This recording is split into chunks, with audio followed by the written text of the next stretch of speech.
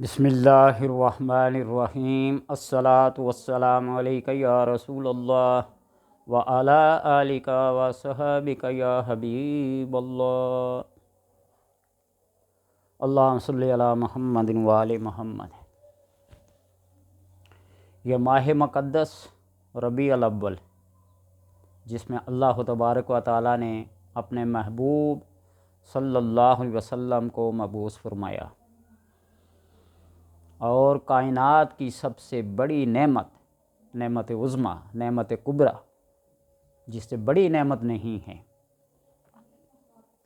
اس نعمت کو اس امت کے اندر جاری و ساری فرمایا۔ وہ کون سی نعمت ہے جس کے اوپر اللہ تبارک و تعالیٰ کو احسان جتلانا پڑا؟ لَقَدْ مَنَّ اللَّهُ عَلَى الْمُؤْمِنِينَ إِذْ بَعَثَ فِيهِمْ رَسُولًا۔ پورا قرآن پڑھ کے دیکھیے، اللہ تبارک و تعالیٰ سورہ رحمان میں فَبِأَيِّ آلَاءِ رَبِّكُمَا تُكَذِّبَانِ فَبِأَيِّ آلَاءِ رَبِّكُمَا تُكَذِّبَانِ، کس نعمت کو تم جھٹلاؤ گے؟ ہر نعمت کا تذکرہ کیا ہے، لیکن کسی پہ احسان نہیں فرمایا۔ لیکن جب یہ نعمت دی اپنے محبوب کی صورت میں، تو فرمایا من اللہ علی المؤمنین، اور یہ وہ نبی ہے جس کی آمد، جس کی بعثت اور جس کے میلاد پہ اللہ تبارک و تعالی نے تمام انبیاء علیہم السلام سے عہد لیا، میثاق لیا۔ وَإِذَا أَخَذَ اللَّهُ مِيثَاقَ النَّبِيِّينَ لَمَا آتَيْتُكُم مِّن كِتَابٍ وَحِكْمَةٍ ثُمَّ جَاءَكُمْ رَسُولٌ مُصَدِّقٌ لِمَا، اور اللہ تبارک و تعالی نے اپنے محبوب کو جب معراج عطا فرمائی تو مسجد اقصیٰ میں تمام انبیاء علیہم السلام کو جمع فرمایا، صف بصف، کندھے سے کندھا ملا کے سب کھڑے تھے۔ مصلی امامت بالکل خالی تھا۔ جبریل علیہ السلام آگے بڑھے اور آپ صلی اللہ علیہ وسلم کے کندھے مبارک پر ہاتھ رکھا اور مصلی امامت پہ لا کھڑا کیا۔ آج وہ لوگ جو کہتے ہیں میلاد، نبی مر گیا، مٹ گیا، مٹی میں مل گیا، میلاد گھر سے شروع ہو کر ملکی سطح کا، اور ملکی سطح سے لے کر انٹرنیشنل سطح تک منائے جاتے ہیں، کسی کو کوئی اعتراض نہیں۔ جھنڈیاں بھی لگائی جاتی ہیں، چراغاں بھی کیے جاتے ہیں، بڑے بڑے جلسے بھی منعقد کیے جاتے ہیں، کیک بھی کاٹے جاتے ہیں، کسی کو کوئی اعتراض ہے؟ لیکن جب ادھر چراغاں کیا جاتا ہے، جھنڈیاں لگائی جاتی ہیں، کیک کاٹے جاتے ہیں، تو بدعت، شرک کے فتوے لگنا شروع ہو جاتے ہیں۔ برائے مہربانی یہ فتوے، یہ شرک کے، یہ بدعت کے کہیں اور لے جائیں۔ غلاف کعبہ، قرآن و حدیث میں کوئی ثبوت ہے؟ غسل دینے کا کوئی ثبوت ہے؟ ختم بخاری کا کوئی ثبوت ہے قرآن و حدیث میں؟ مسجدوں کے اندر چراغاں کرنا، کارپٹ بچھانا، یا ایسی بے شمار ایسی مثالیں ہیں۔ اس بات پہ میں نہیں جاتا، میں صرف آپ کو یہ کہنا چاہتا ہوں کہ جو بندہ عقیدت اور محبت رکھتا ہے محمد الرسول اللہ صلی اللہ علیہ وسلم کے ساتھ، وہ اس مہینے میں خوشیاں مناتا ہے۔ عقیدت سب کی ہے، محبت سب کی ہے، میں یہ نہیں کہتا کہ کوئی بھی محبت نہیں کرتا۔ جو محمد رسول اللہ پڑھتا ہے مر مٹنے اور کٹنے پہ تیار ہے، لیکن محبت اور عقیدت کے بھی اپنے اپنے معیار ہوتے ہیں۔ کوئی صرف محبت ہوتی ہے، کوئی عشق ہوتا ہے، کوئی وجد ہوتا ہے، کوئی کیف ہوتا ہے۔ 10 مرتبے ہیں محبت کے، ان میں سے ہر ایک کسی نہ کسی کے اندر پایا جاتا ہوگا۔ عقیدت سب کے اندر ہے، محبت سب کے اندر ہے، عشق و جنون کسی کسی کے اندر ہے۔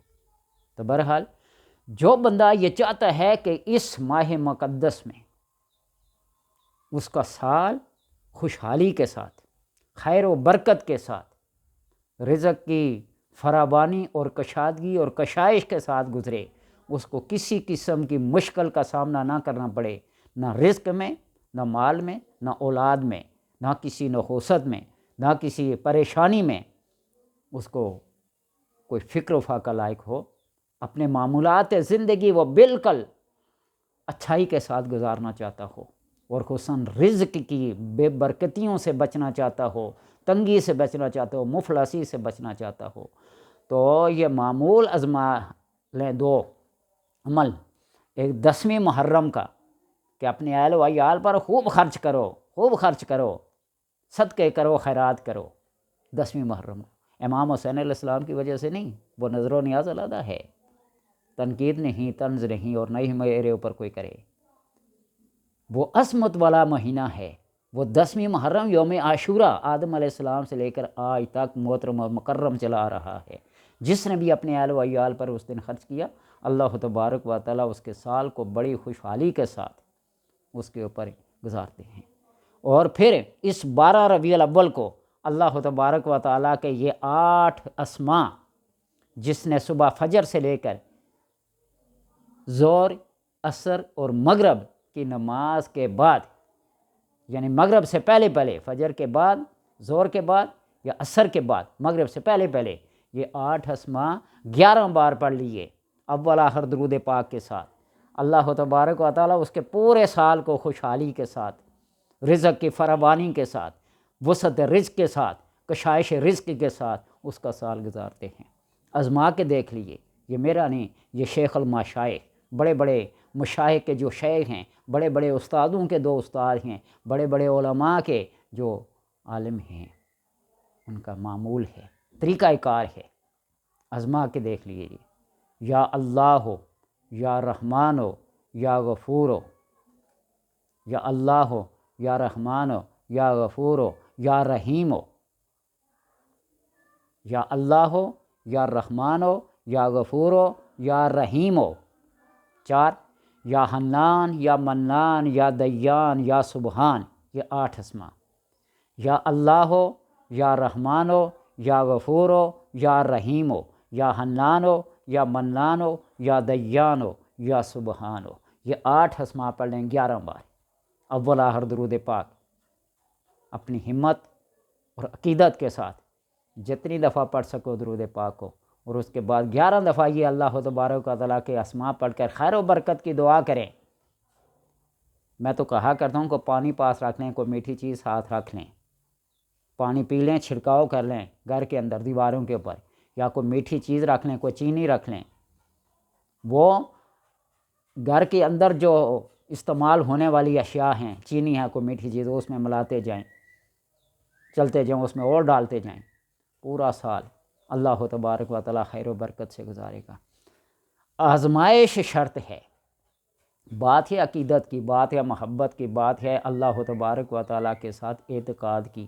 وہ رزق دیتا ہے، جو نہیں پڑھتے، جو اللہ کو یاد نہیں کرتے، جو نمازیں نہیں پڑھتے، جو کلمہ بھی نہیں پڑھتے، جو کچھ بھی نہیں کرتے، اللہ تبارک و تعالیٰ کے ذمہ ہے ان کا رزق ہے، وہ رحمان ہے۔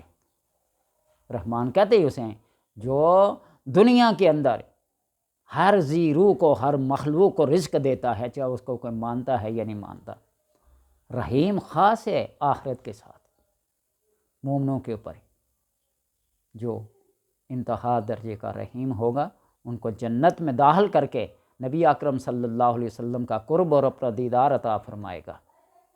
وہ رزق تو دیتا ہے، لیکن کچھ خاص اسباب ہوتے ہیں، اسباب ہوتے ہیں رزق کی زیادتی کے لیے، فراوانی کے لیے، وسعت کے لیے، کشائش کے لیے، وہ اسباب اپنائیے۔ تقدیر بھی ہوتی ہے نا 3 قسم کی، معلق، مبرم، مشابہ مبرم۔ تقدیر مبرم، مشابہ مبرم اور معلق۔ تقدیر معلق کے ساتھ سارے معلق ہیں، وہ لٹکی ہوئی ہوتی ہے، رب نے پہلے سے لکھا ہوتا ہے یوں کرے گا تو ایسے کر دوں گا، دعا کرے گا تو اس کی تقدیر کو یوں پلٹ دے گا، نہیں کرے گا تو اس کو یوں رہنے دے گا، یہ معلق ہے۔ تو اس لیے اسباب ہیں۔ اللہ تبارک و تعالیٰ سب کو یہ وظیفہ کرنے کی توفیق عطا فرمائے۔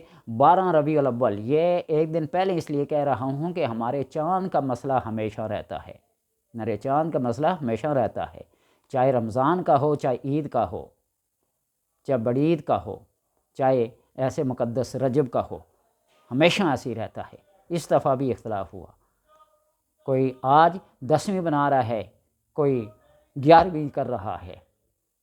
تو اس لیے کل جمعرات کو اگر 12 ہے تو کل پڑھیں، اگر جمعہ کو 12 ہے تو جمعہ کو پڑھیں۔ صبح فجر کی نماز سے لے کر ظہر کے بعد پڑھ لیں، عصر کے بعد پڑھ لیں، مغرب سے پہلے پہلے یہ آپ نے 8 اسماء 11 بار پڑھنے ابلا ہر درود پاک کے ساتھ، اور پورا سال خوشحالی کے ساتھ گزاریں۔ اللہ تبارک و تعالی سے دعا ہے کہ ہر بندے کو یہ عمل کرنے کی اللہ توفیق عطا فرمائے۔